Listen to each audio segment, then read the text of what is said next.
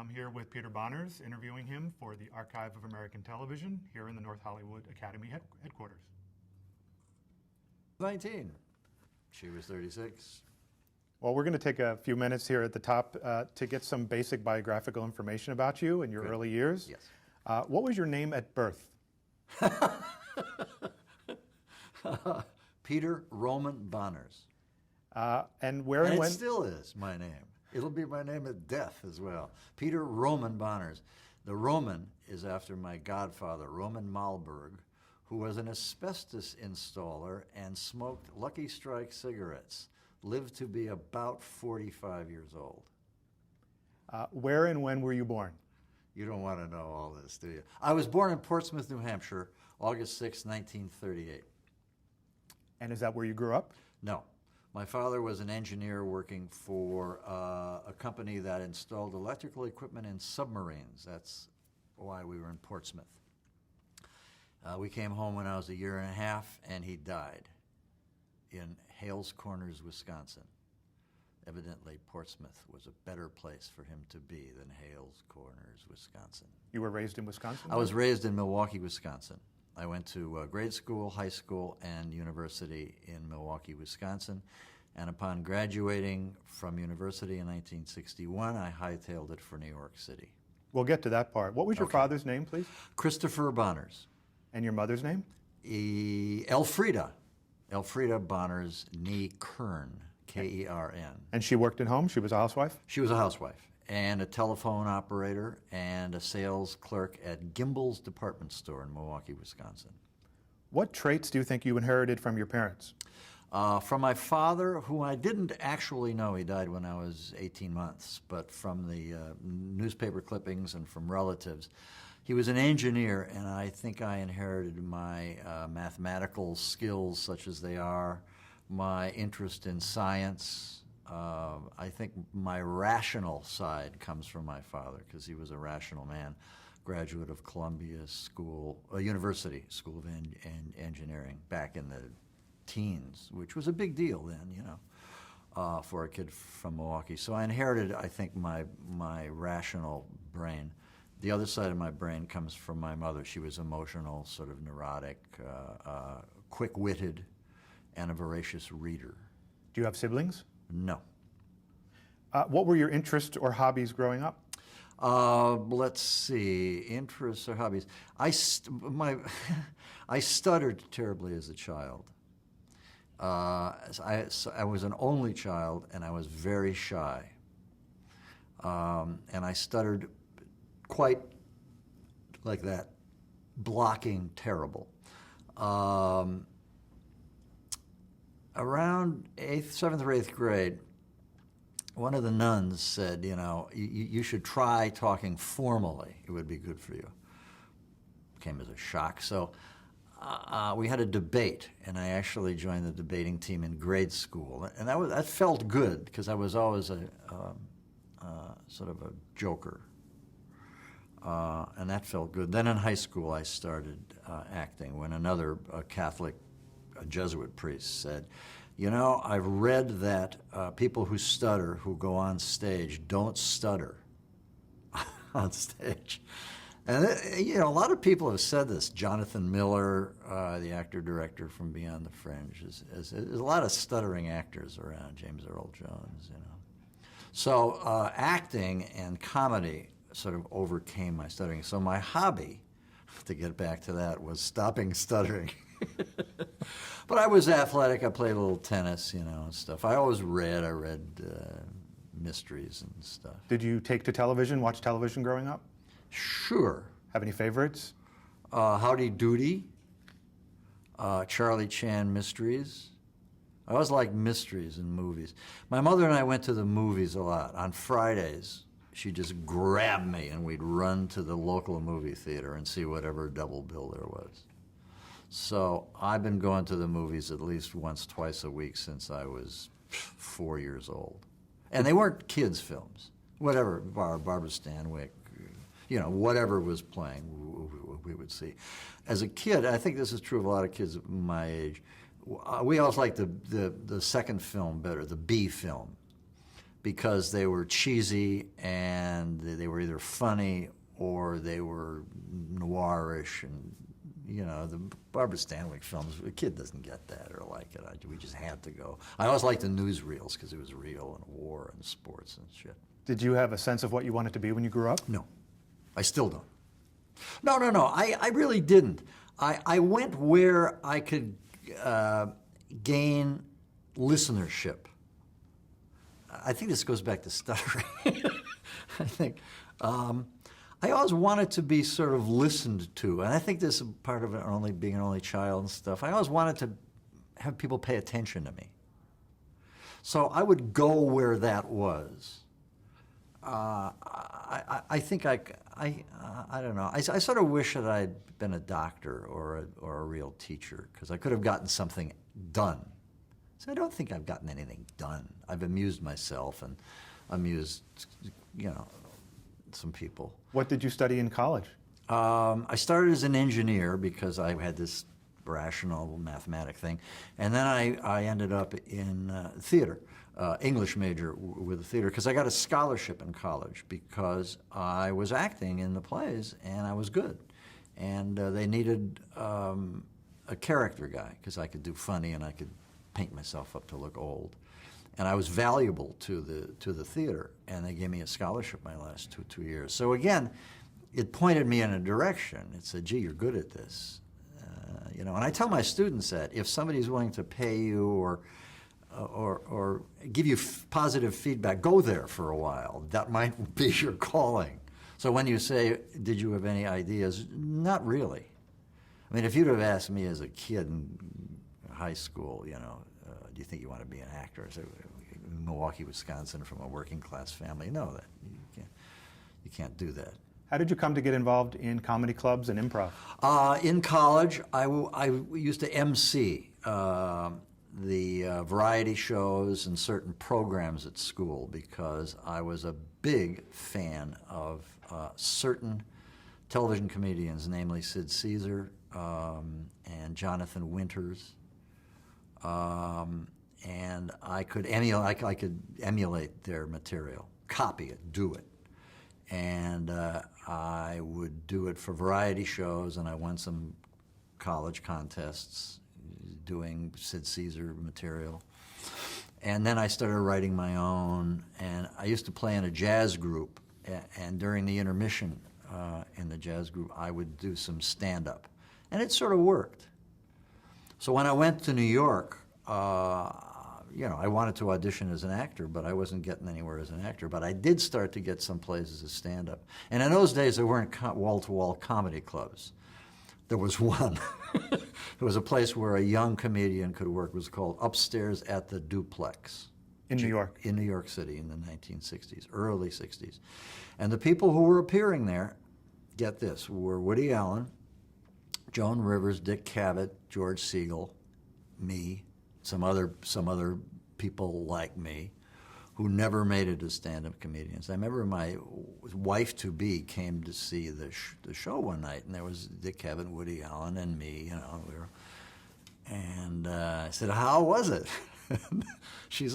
I'm still married to the lovely Roz. She said, "They're better." They were. I mean, these were qualified humorists. And I was this guy, improvising and stuff. They were better.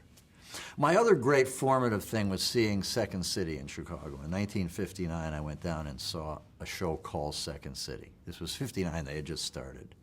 And I was amazed that people from the University of Chicago could do two things at once. They could use their academic skills, everything they learned in philosophy class about Heraclitus, everything they learned in history class about the Civil War, everything they learned from literature, everything they saw in the movies, everything they learned from any place, they could use on stage, humorously. I thought, holy cow, what a thing for an actor like me. I don't have to wait around for somebody to write a play I can do. If I could join a company like this, I could make this stuff up all the time. And I had hubris, and I thought I could do that. So immediately after seeing the play, I found out who the director was, Paul Sills. I ran up to him and I said, I want to join your company. And he physically pushed me out the door. Yeah. At what point? The Army at some point was Yeah, after yeah, college. this was before the Army.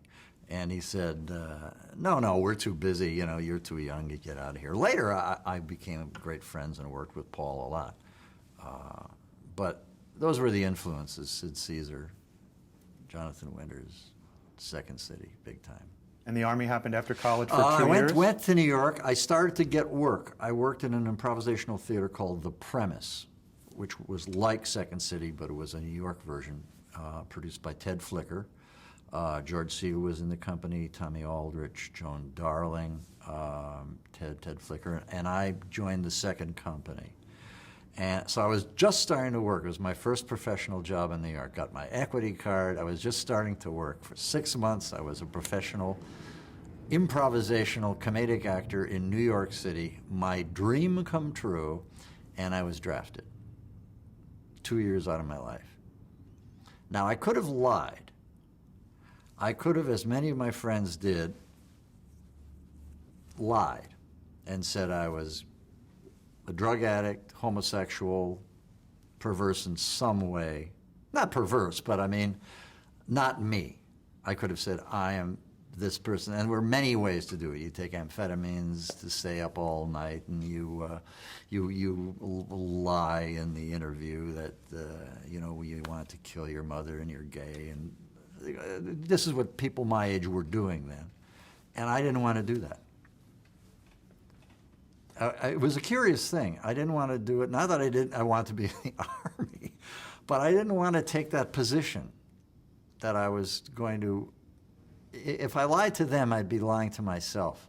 And it was really lying. I'm not an honorable man of any kind, but I just didn't want to do it. I felt icky. And that was 2 years? So I went in the Army for 2 years. I mean, that was bad. I hated it. At what point after the Army did you end up coming to Hollywood? Oh, well, after I got out of the Army, I got married immediately. And then we stayed in New York, and I started to get a little acting work, not much. And then I was called to San Francisco to join a company of improvisational actors at a place called The Committee, which was really good. It was San Francisco in the during the years of the Vietnam War and the psychedelic revolution. So for an improvisational theater to be in that city at that time, it was explosive. I mean, it was really great because we had fistfights in the audience when we were doing our anti-war material. We were doing wonderful scenes about drug taking and the psychedelic revolution. Bob Dylan was in the audience with Joan Baez and the Beatles. I mean, it was just fantastic to be there. So I worked there as an actor for a couple of years. Then I started to direct that show. Then some people came up from Hollywood. Fred Roos, talent guy, came up. He used to work for Coppola, but at that time he was just a casting director. And he saw the show, and he invited me to come down to Los Angeles to test for some pilots and stuff, and that sort of introduced me to Hollywood. What was your first Hollywood acting gig? I have a piece of paper here. Let's see. The Addams Family, one episode, 1964. And how did that come to pass? I was down here auditioning for a pilot, a spy show that was actually done by Red Buttons. He got the part. I was much too young. Since they had paid my way here, they had bought me an airplane ticket from San Francisco. And they said, gee, we got this kid, let's use him and put him on a television show. So they had a spot, and they gave me a part in the Addams Family. What was that like? It was, I don't remember really. I played an older fellow. They grayed my hair. I mean, in those days, you could hire a 25-year-old guy to play a 60-year-old guy. But everybody in the Addams Family was all made up anyway. It was great because I met John Astin, who actually helped me to audition for the pilot. He read opposite me, and he was very helpful. How to act on camera, which is, for a stage actor, a technique that you learn. and he was very good, where to stand when they make the little marks on the floor to make sure you stand there. Don't go like that because you'll shadow somebody who's next to you where the light is. I mean, in 1 week I learned a lot of stuff. And you went on to do other guest roles? Yeah. McMillan, I have them all written down. Sanford and Son, that girl. Hey Landlord, Sanford and Son. Yeah. Any of those stand out? They were all useful. Some of them were funnier than others. I remember I learned that I couldn't improvise. I shouldn't improvise. I shouldn't add to the dialogue because it was carefully written by writers. I learned that I could make up business. You could improvise business because writers in those days, and it's still true, I'm sure, sitcom writers write dialogue. They sit around a big conference room like this and they pitch lines. And they sit and they talk. Now, acting is gesturing and walking and moving and sometimes thinking, pausing. They don't write pauses. They will write, I had breakfast today, pause, or did I? And they're so obtuse the way they write pauses. But anyway, I found that I could create business for myself, and I liked that. I like film acting, I think, and television acting more than stage acting because it was being recorded. I always liked the idea that it was being set down. On stage, you do it, and then it's over.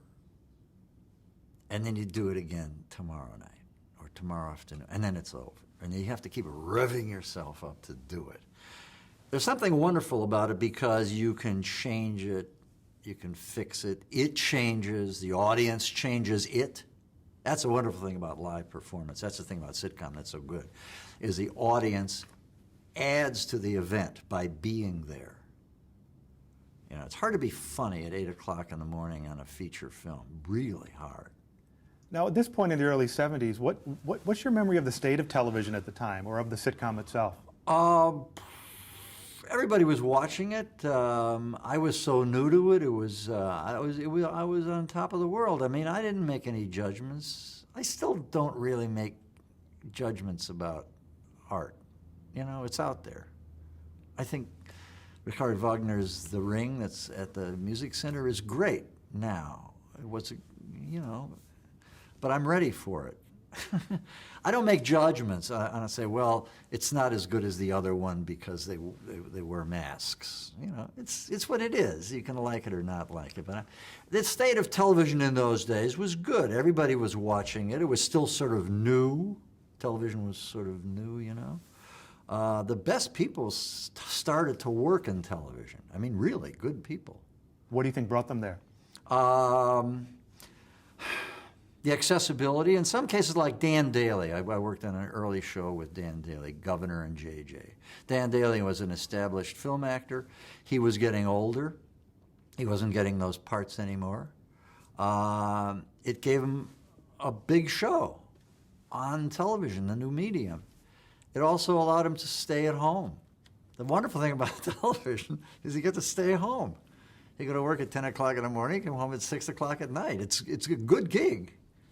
I mean, you go on a movie, or even, I'm talking about a sitcom, a dramatic show, boy, the work. You're there at 5, you're home at 9. I mean, for the crew, it's worse. It actually kills people. People have died working on crews because they go home, fall asleep in the car, and just crash. I mean, it's hard work. How did the Bob Newhart... Television's easier. How did Bob at this time, how did Bob Newhart come into your life? How did you get approached for that? Bob Newhart came into my life. I was a fan of Bob Newhart's because I worked in a record store in high school, or early college, and I sold his record. I remember his records came in not just 1 or 2 at a time. They came in big cardboard boxes. And we didn't even put them in the bins. We just put them on the counter and people would just come in and grab them. I mean, we would sell like 100 a day. This was in Elm Grove, Wisconsin. I mean, It was incredible, a phenomenon. So I became an immediate fan of his, and he was a Midwestern guy, and he was sort of, he had totally new material.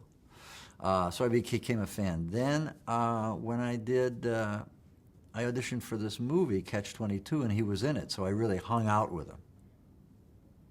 We were in Mexico, so we were sort of stranded in Guaymas, Mexico. And I would gravitate towards certain people, and I always wanted to sit with Newhart or with Nichols, because they were great men. You always, it benefits one to be near the great man. Did he suggest you for the part? Of the Bob Newhart show? I don't know.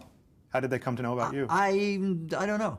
A woman named Ethel Wynant was a great casting director at CBS. She knew who I was because she had cast me in some stuff. Bob certainly knew me. I think when my name was put forth, he said, "Oh yeah, I know him." Now, originally there was a different premise to the show. Is that Yeah, correct? the original premise was Bob and I were both psychiatrists. Yeah, I think we were psychiatrists. He was a sort of an old school Freudian, and I was sort of a cognitive behaviorist. He was an analyst and a talker, and I was a doer and a confronter. And we did the pilot, and I don't know how it tested. I wasn't apprised of it, but they changed it. I remember I got the call saying they bought the show. They didn't buy you as a psychiatrist. I thought, oh my, oops, I'm out a job. They said, they're going to make you into a dentist. I thought, oh, Jesus. I would rather be a psychiatrist. That's a much more interesting job. But I'm on a show.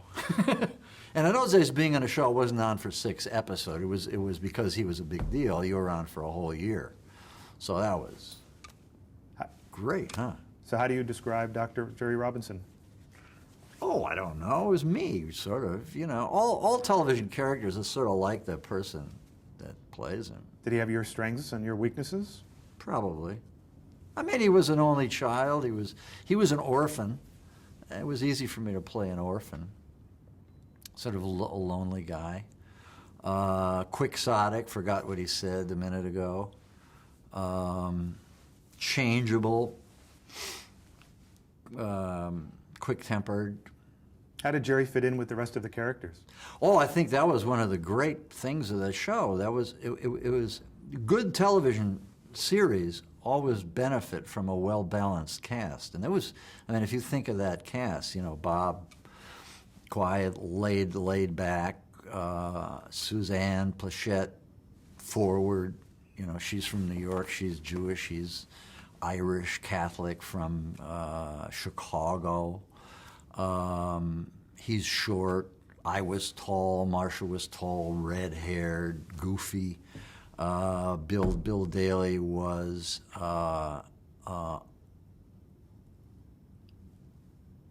inexpressibly off the wall. I mean, I can't even imagine how to describe his character. Here he was, an airline pilot, who couldn't remember where he lived sometimes. I mean, it was really a very goofy character who got goofier and goofier over the 6 years of the show. As the writers said, boy, we can write any silly thing for him and it'll work because he can make it work. And then they brought in Jack Riley and Florida Freebus and all these wonderful actors, Richard Libertini, Howard Hessman, all the guests.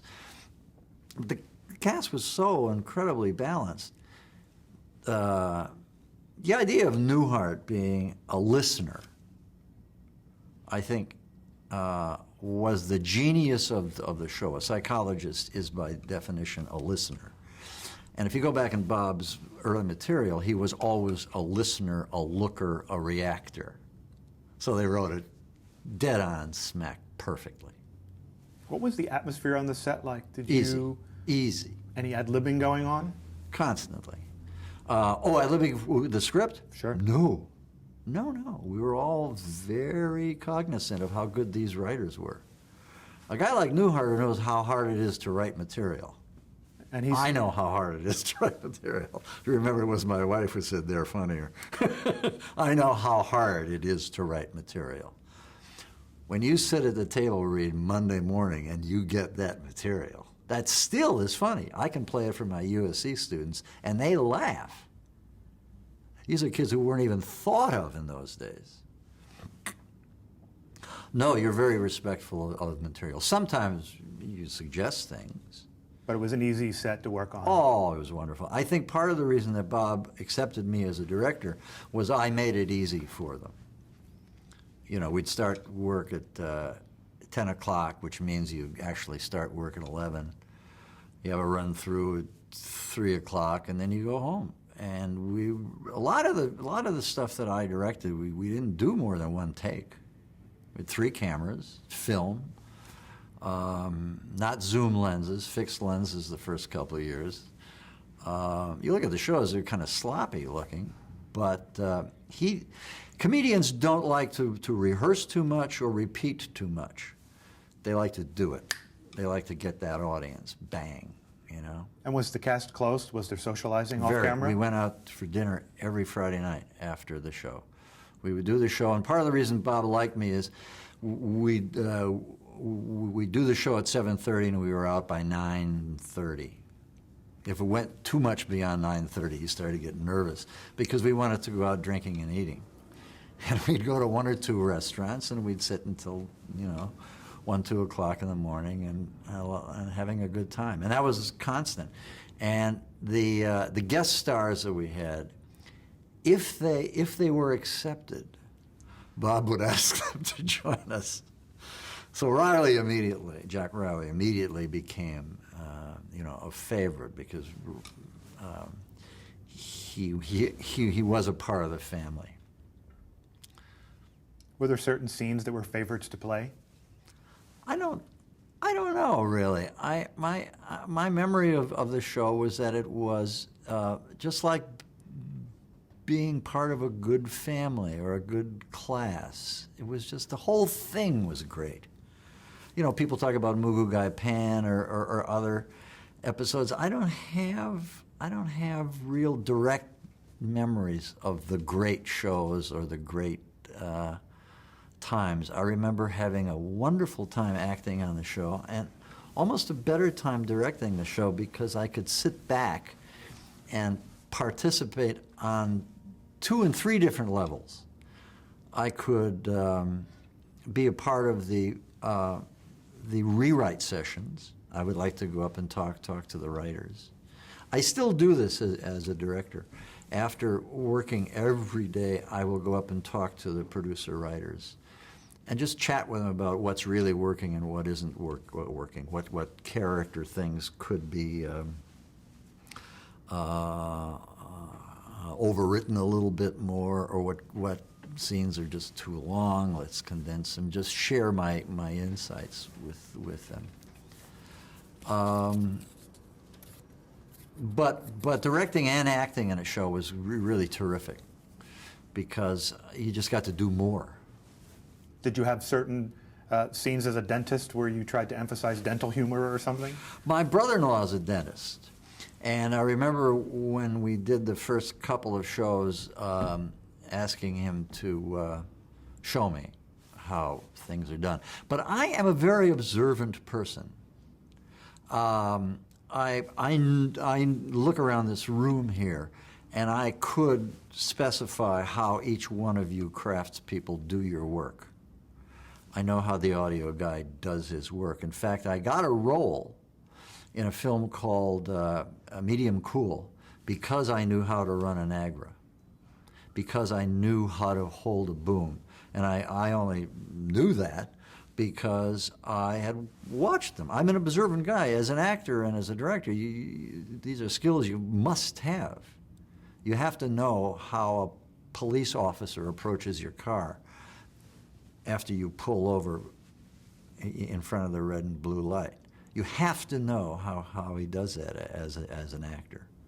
And you should know it as a director, although you don't have to know it as a director because you can trust the actor's sense of observation.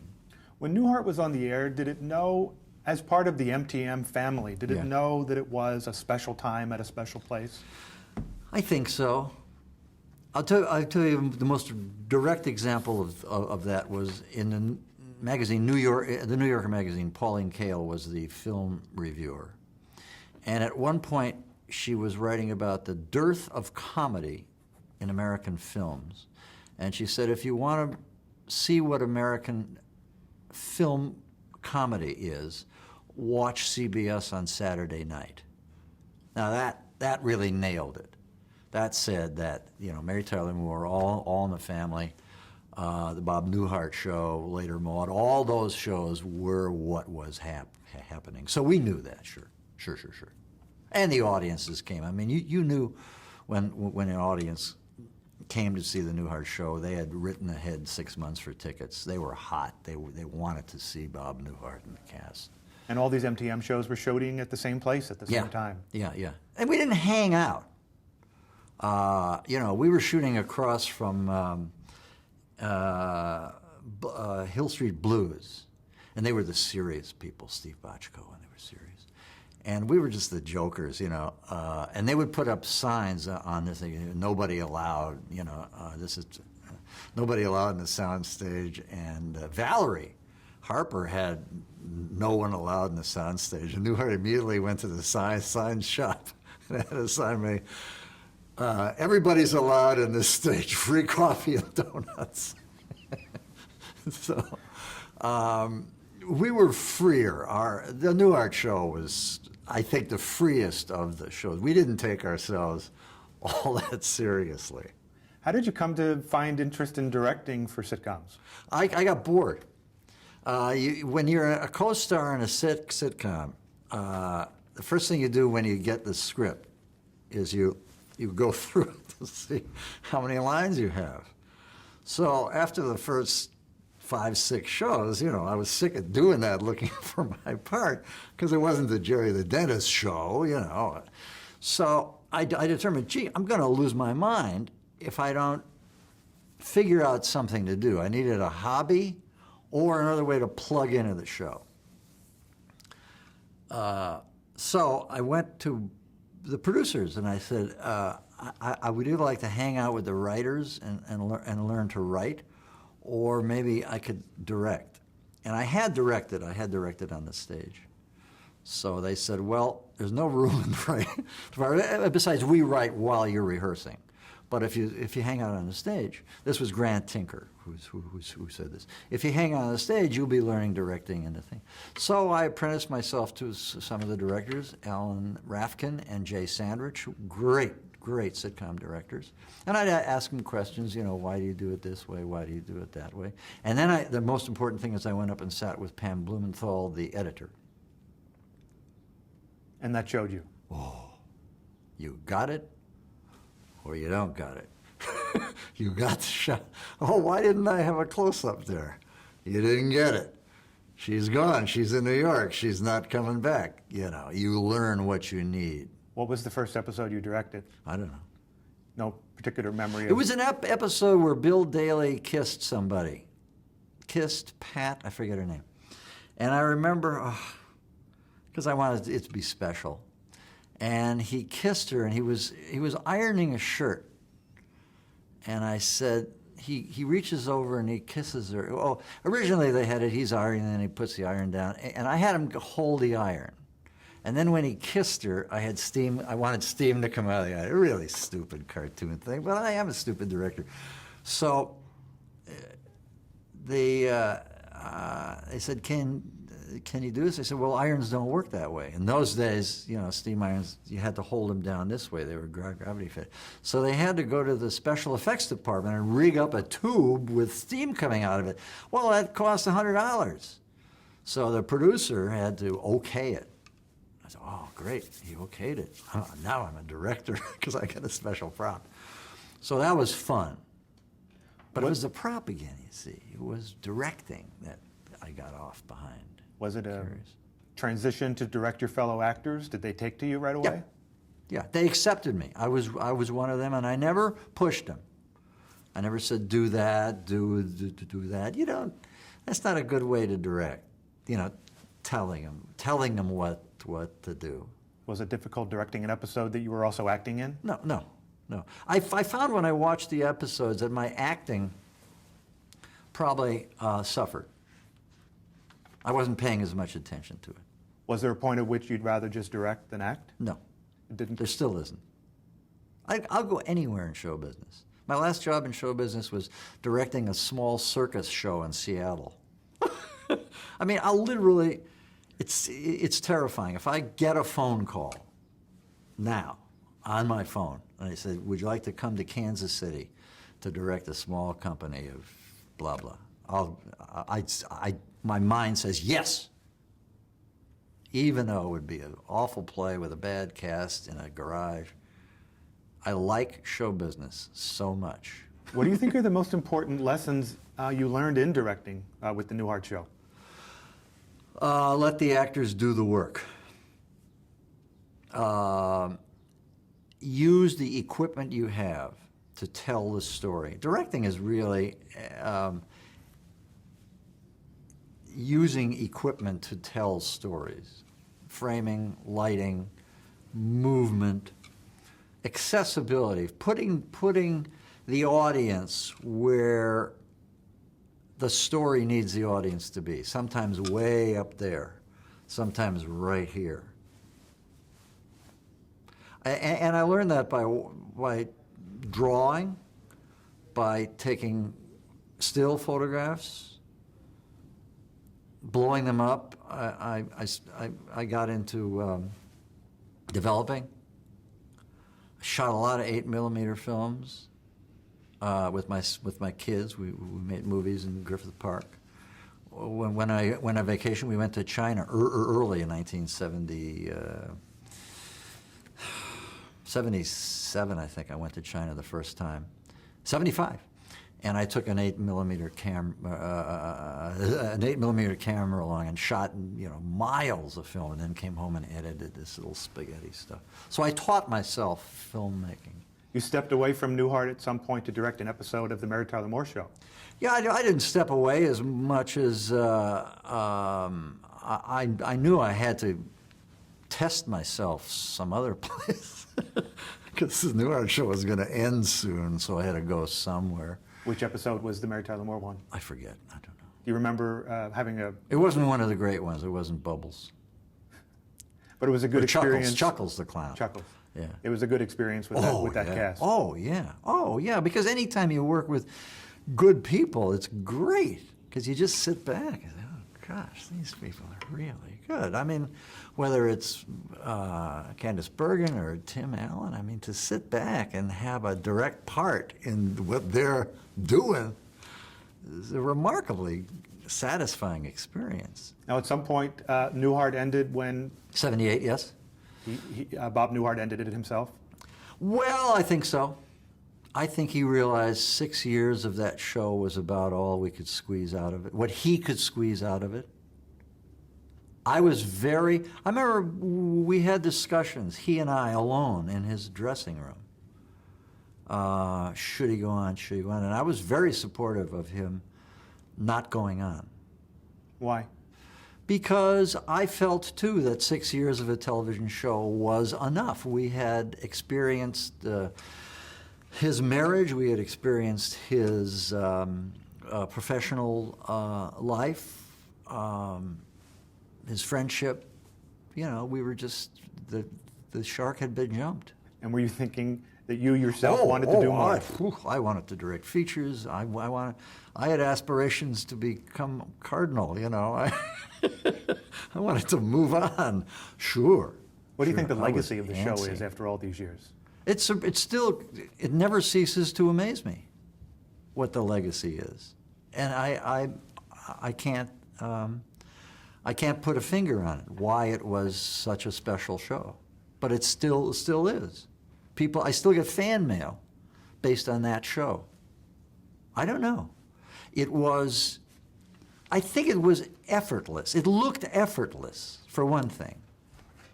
As I said, we had to have the sign of everybody come into our set. It was sort of effortless. We didn't waste a lot of time we didn't take ourselves seriously. The writers took themselves very seriously, and at a certain level, we did really work hard. But there was a fondness for one another. There was an effortlessness about the show that I think still shows. And it we was had some of funny. the best writers in the world. I mean, basically, I think if you really had to come up with one answer, why does it still hold up? I think the writing was just flawless. Not flawless, but unparalleled. And after that, you went on to direct other sitcoms such as Archie Bunker's Place. Archie Bunker's Place, yes. That was a good experience? That was great because it was working with Carol and his old friends. Marty Balsam was on the show. What was Carol O'Connor like? At that point, he was almost calling it in, phoning it in. You know, he had done Archie, he had done all in the Family, and this was a way to wind the whole experience down. And it was a bar, you know. It was like, what was his name? Jackie Gleason. You know, how you doing today, Mr. Fabric Grabber? You know, you could just stand behind the bar and do jokes, and they had some of the best joke writers in the world. So it was easy. That was nice. You also did work with Norman Lear. What it did is it introduced me to the Lear organization, which there were two big organizations at the time. There was the Mary Tyler Moore organization and the Lear organization, and they were both, they could make television happen. What were the differences, if any? I don't know what the differences were. One was film, one was videotape. That was a big difference. You know, Lear was videotape, and Mary Tyler Moore was film. So film had this sort of glossy, movie-like experience. It was softer. The jokes were softer. The scenes were longer. The cuts, the time between edit points on film were longer. I remember with Pam Blumenthal, I said, "What's a reaction?" And he said, "A reaction is not this long." He held up the film. Whereas on television, they tell you to the second. You know, when you're in a television studio, and we still do this when we direct shows now on digital television, they say, "Ready in 5, 4, 3, 2. In film, you say, "All right, we're rolling," and action. Television is still based on being on the air. 5, 4, 3, 2, boom, and you're on the air. It's like 24, you know, boop, boop, boop, boop, boop, bang, and then, you know, Jack has his head blown off. So Lear was television, and Mary Tyler Moore was film television. That was a big difference. Did you have much interaction with Norman Lear himself? Yeah. And your experience with him? As with all of them, they were geniuses. And by genius, I mean they could put together an organ. They were like generals. Grant Tinker and Norman Lear would put together these organizations of old people, young people, bright people, stupid people. They put them together in certain ways and keep realigning them. Just keep plugging them in. You know, general switchboard operators in ways that made television history.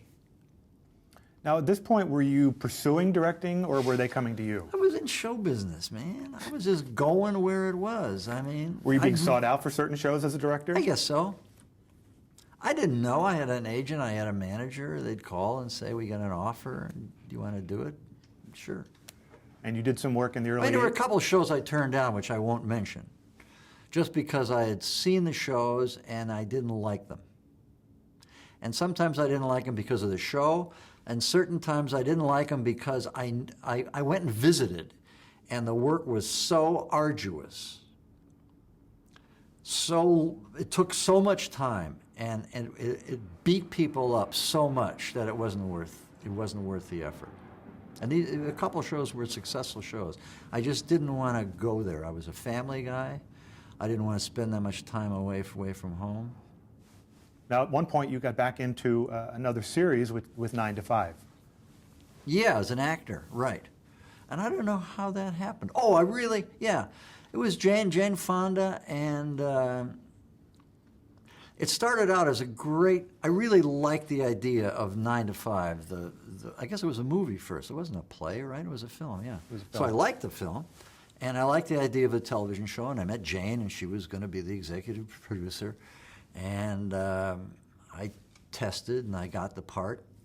And then the television shows didn't live up to my expectation of where the story should be. I'm sort of a socialist guy. I'm a left-wing guy. And I thought the great thing about 9 to 5 was its working-class story. It was about working women. This was important to have a television show about working women. One of the reasons Murphy Brown was such a successful show, Mary Tyler Moore, was about working women. I thought this was good. I gravitated to those shows like that. 9 to 5 said it was about that, but it wasn't. It just became a sitcom in my view. So the more I did it, the less I enjoyed doing it. And I directed a couple shows, and then they canceled it, and they brought it back as a syndicated show, and I decided not to go with it. And it was one of those decisions where I said no. And then ring, next day, they want you to say yes. I said no. They want you to say yes, and they're going to pay you this amount of money. No. And when you do, in those days, when you did that, they'd keep calling because you were sort of resisting. They didn't understand how you could be turning down real money for your view of quality or something. I didn't. I still don't know why I made that decision. Yeah, I'm telling you why. I didn't want to do it. At one point, you ended up back with Suzanne Plachette directing Maggie Briggs. Yeah, that was great. My good friend Charlie Houck, whom I had met on a wonderful television show, a pilot, and I think we did 1 or 2 years, called Apple Pie. It was a great Norman Lear show based on a play called Nourish the Beast. It was a stage play about life during the Depression. Oh, it's wonderful. I could show you the pilot. You'd laugh a lot. It was Richard Libertini, Jack Guilford, Rue McClanahan. Oh, it was great. And I met Charlie Houck, writer, and we became friends. And we went to China together, and he wanted to do this show about a strong-willed woman. He had worked on Maud, another show about a strong-willed woman, and he wanted to do another one, and he got Suzanne, and we worked together. The show didn't work out. Some shows are really wonderful ideas, cast well, and they just don't work, and you don't know why. It's like some souffles just don't bake up. I don't know. But it was a good reunion with Suzanne Plachette. Oh, I tell you, my every single second I've had with Suzanne Plachette were always great. Up till 2 weeks before she died, we went out for dinner, and it was great. She was beautiful and funny and creative and just a good friend and a howl to be with. Always went to the best restaurants and dressed in the finest clothes. And even when she was, she was terminal. I mean, she was dying. Her hair was done right, and she was ordering the waiter around. I'm not sitting there. I've told you before. We don't sit there. We sit over there. She was great. You ended up working with an interesting collection of people over different shows, such as George Burns. Yeah. I tell you, I've worked with some real good people. Anything stand out about that episode with George Burns? He didn't really inhale. Some people, we were talking about smoking the other day, and somebody said, well, George Burns died at 100. Yeah, I said, but he didn't inhale that cigar. It was a prop. Certain people use props, and he used that. It could have been made out of wood. He didn't inhale a cigar. And he, by the time I worked with him, he was driven up in a limousine. The door opens. He gets out. How you doing? Where's the cue card? Fine. Okay. Welcome to the George Burns Show. This will be about this. And there's a monkey, and you'll like it. Okay, let's go. One take, and he left. It was great. In 1985, you ended up directing the sitcom ER, several episodes of ER. Yeah. Jason Alexander, George That was Clooney. another Norman Lear great show based on a play in Chicago called ER, done by a theater company that see, this is, again, my working class, my blue collar showing. I gravitate to these kind of working shows. This was a theater company that based itself on work. So it would send its actors to like a police precinct, let them hang out in the police precinct for 6 months, come back, they'd get together and write up their memory and do a play called Hill Street. And they did a thing with ER, and it was a successful play, and Norman's people saw it, brought it. Elliot Gould and Jason Alexander, George Clooney. Farrell, George Clooney was on that show. That's his original ER. Did you have a funny sense of what was ahead for somebody like George Clooney or even Jason Alexander? No, you don't. You don't know. I mean, they're a little better than the others. George Clooney being a little better looking, really good to hang out with. Again, effortless. But it was a good show and a very active show because we tried to really show medical practice on television. This was a live show in front of an audience, so we had blood spurting, and stuff that you had on the later ER, but it took them hours to do what we did with. Sometimes I'd have the actor with a blood bulb, spurting his own blood. Don't spurt it on the laughs. Let the laugh die out, then. In 1985 or 86, you also began an association with Diane English. Yes. On Foley Square. Talk about Foley Square. Foley Square was another working class show. Maybe all shows are working class shows, but it was set in New York City, and I love to work in New York City. I'd love to live in New York City. I'd rather be in New York right now, actually, than be sitting here in North Hollywood. It was set in New York, so we shot some visuals in New York, and it was when you set a show in New York City, the whole thing takes on the dialogue gets crisper and black and white and sharper, and it gets Jewish and Italian and Polish and wonderful. It's not white bread. It's pumpernickel. It's more exciting to be in New York. And this was in New York, in Foley Square, in the prosecutor's office. So it was great. It was legalese.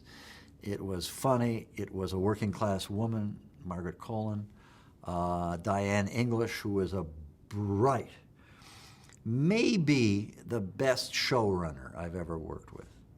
Diane, maybe the best. And this was Probably the first time you've worked with her for Foley Square. Yeah. And it was her. I think it was her first pilot script, and they gave her two professionals, Saul Turtletub and Bernie Orenstein, members of the from Norman Lear organization, and they were like the old Jew professionals who helped her, the young Jew woman. It was really good. They really worked well together. Now, did she have a very specific point of view in terms of a working woman that she wanted to get across? Well, she is a working woman, and she really understands what the working woman is about, how hard it is for her, and when she can use her femininity, when she shouldn't use her femininity. No, she's all there all the time when it comes to that. And she first showed it in the character that Margaret Colin played in Foley Square, later brought to such fruition on Murphy Brown. But you and she discussed, this is the point of view we're taking, the working woman. Discuss it. You do it. You don't talk about it. No, the more you talk about it, the more it dribbles away. You do it. You're specific. She says that. She does that. Right. She listens. She doesn't listen. She answers the phone. She doesn't answer the phone. She looks in the mirror before she... Stuff like that. It's specific stuff, and you're an artist. You don't theorize. Theoretical people belong in academia. And that was a good experience, even though the show didn't last too long, Foley Square. Oh, yeah. Yeah. It was a good experience. Definitely. And you came to work with Diane English again on My Sister Sam. Yes, right. Rebecca Schaefer. How did the show come about, My Sister Sam, and your relationship with Diane again? Don't know. You'd have to ask her. But she wanted to It work was with just you one again. of those things where, you know, we had worked together successfully, and she had another show, and she said, oh, yeah, let's see if Pete's available. And it took a beating. It was successful at first, but didn't really... Really? I have no memory of that. Yes. I don't remember that it wasn't successful. But I guess it didn't last for too long. My greatest memory was that it was working with Diane and Rebecca Schaefer, who was beautiful and really funny, and the tragedy of her death. It's a tragedy of Americans' love affair with handguns, you know. How did that death come to affect you? It reinforced my private and public positions regarding handguns. It's not a Second Amendment right, it's insanity. And it kills people, and in this case, it killed a young, beautiful woman. With a big career ahead of her. Yeah. You ended up working again with Mike Nichols on The Thorns. What was that about? I worked with Mike Nichols.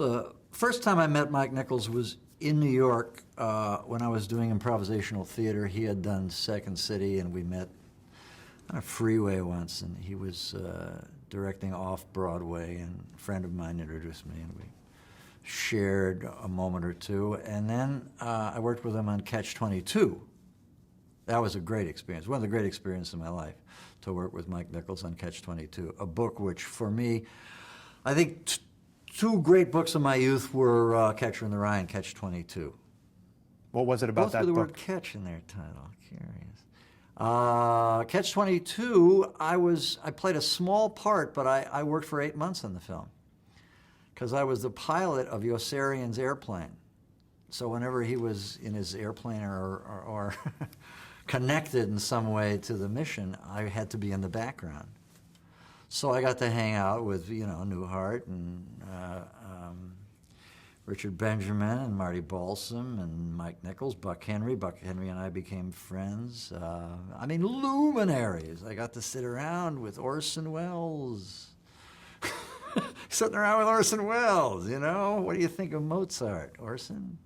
Who's your favorite film director? You know, guess who his favorite film director? John Ford, he said. John Ford was his favorite film director. But the Mike Nichols show, The Thorns, that didn't last too long either. No, Mike Nichols, you know, I don't know. He was offered a contract to do a television show. He didn't want to do a television show. He was the executive producer of this television show, and he did it, and he would show up, and he's a brilliant guy, and he set it up nicely. Very good cast, very good idea, but he wasn't a showrunner. He wasn't really the executive producer. He'd show up every 3 or 4 months. So it didn't have the Mike Nichols cachet that you thought it was going to.